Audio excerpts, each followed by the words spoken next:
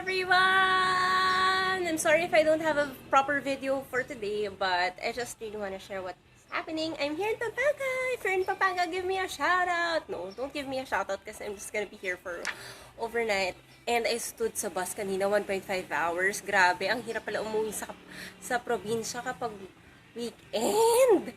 Nakaka-lurks, Berks! Anyways, I'm reading this book. Thank you to my sister for loaning it to me. Still like an artist. 10 Things Nobody Told You About Being Creative by Austin Kleon. Anyways, Kleon? I don't know. Anyways, yes! Today in this video, I just wanted to ask you if there's any kind of video you want me to make aside from law school related videos.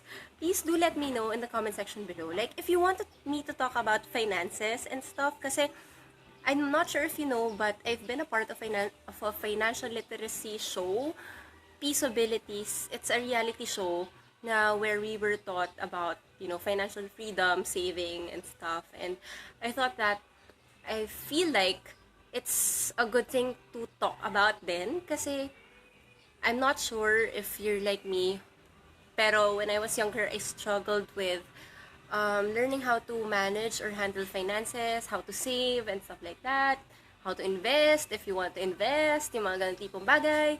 Yes, I'm just checking in and I really wanted to say hi and thank you. Welcome to my channel. If it's your first time here, do consider subscribing. I post law school related content, travel vlogs, and random videos such as this. Yon. Say hi, Virgie! Say hi, Virge! Virge just went up on the roof because she got some tamarind for everyone. Amazing, Virge. Thanks, Virge! Yeah. Anyway, so that's it for today's video. I hope you're all having a great weekend. I'll see you again soon. TTYL! Love, love, love! Isay! Go, Virge! Go get us some tamarind! More tamarind, Virge! Woo!